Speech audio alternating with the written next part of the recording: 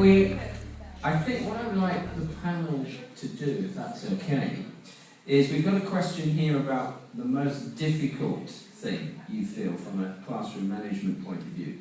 So I'd like each of you to say, what do you think is one real challenge, and how do you deal with it? And I would like you to deal with the challenge that we're actually running out of time. So if we could be succinct, that would be really appreciated. Anybody want to start with their succinct answer? I think that the biggest challenge with adult learners is staying in tune, in phase with what they want, what they need, what they're looking for, and what they'll do. And then how do you face that challenge? Very good question. I think the idea is maybe forgetting your class plan and being in contact with them, and doing that difficult balancing, negotiating task, which is maybe there's another way to get where you want to go by letting them lead you. Okay? If you agree on the objectives from the first. If you've got the same objectives, then throw your methods out the window every once in a while and let them see how they want to go there. Sometimes, if nothing else, it proves to them that you were right in the first place. And then they'll come back and do what you wanted them to do without giving you half as much trouble as if it's a kind of conflictual kind of thing. But I think that the whole gift of any teacher is being in phase with the learner to such an extent that you're exchanging rather than letting it be a one-way road. Flexible. Yeah, exactly. Exactly. Yeah. Unconditional positive regard is that phrase from Carl Rogers, I think, and in my experience, that's the hardest thing, because in the face of all of these challenges, it's very difficult. It's sometimes quite difficult for the teacher to retain that feeling about their students, whether they're adults or kids. So I suppose for me, that's the biggest thing that I've found, to maintain that idea of saying, no, these are good people, that something good can come out of this, and that there's no need to get kind of carried away with particular behaviours which don't reflect the person themselves, but are just specific to that particular level. Yes. I use different systems to manage my classrooms, and I find being consistent the most challenging issue, actually. Some strategies might not stay effective for a long time, and letting the same systems keep going until the students lose their interest might ruin the effectiveness of the system. So I always try to generate new ideas, change my classroom management systems from time to time with young learners because of this. Thank you very much. Yeah. Thank you. Beth? I agree completely with you that being consistent is the number one the most difficult thing, I think. And I also think that when it comes to being flexible, that is also the second most difficult thing for us to be, because honestly, we have so many different types of learners. Most of us are working in 5 or 6 different places during the week.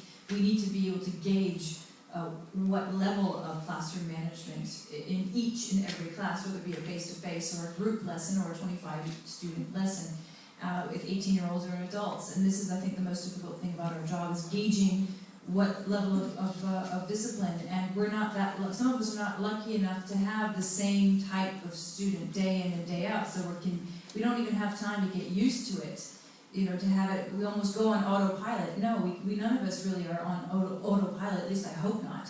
And so therefore, gauging the level of and gauging the best tactics to use in the classroom, I think, is the biggest challenge.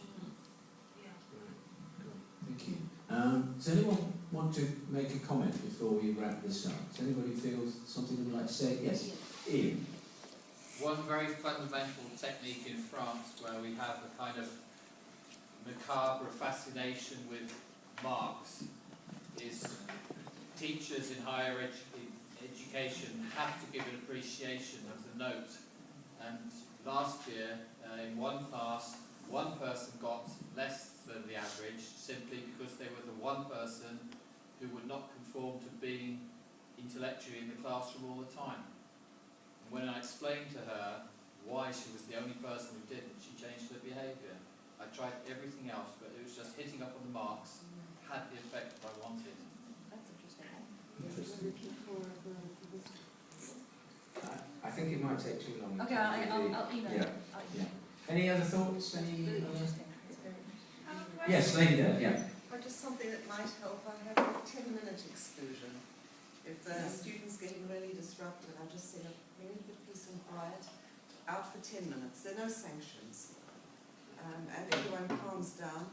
After 3 10-minute exclusions, they get sanctions. But I found them getting rather a lot. So now when they're sent out, they can't take their jacket because they've got cigarettes in the jacket pocket. And they can't take the telephone, tell them to stay in. But it does help just calm the class down. Thank you very much. Thank you. One final comment. I know somebody wanted to say something. Yeah, Yes. just have a quick question.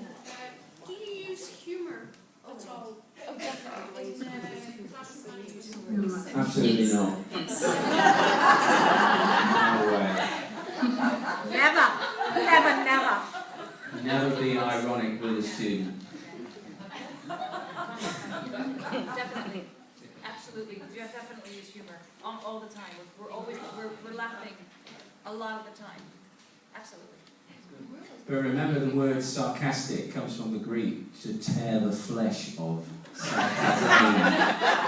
So I don't recommend it too sarcastic. Okay, right. Okay, well, I think we do have to wrap it up. Just one last one. Yes. Following on the humour, Linda said something earlier when we were talking about disruptive students, about the one student that always wants to give the answers, even when you haven't asked them and you're looking at somebody else, etc., etc.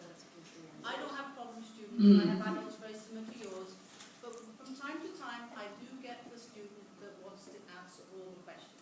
I'm just talking in groups. And I always handle it with humour, and it always works. But I'm sure there's going to come the time when humour doesn't work. Any other strategies? Kill them.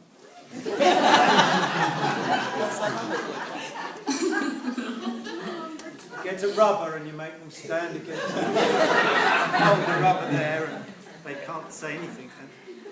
I just want to say a very quick thank you to Duncan, Linda, Beth, and a very big thank you to Burcu. Thank you very much. Thank you.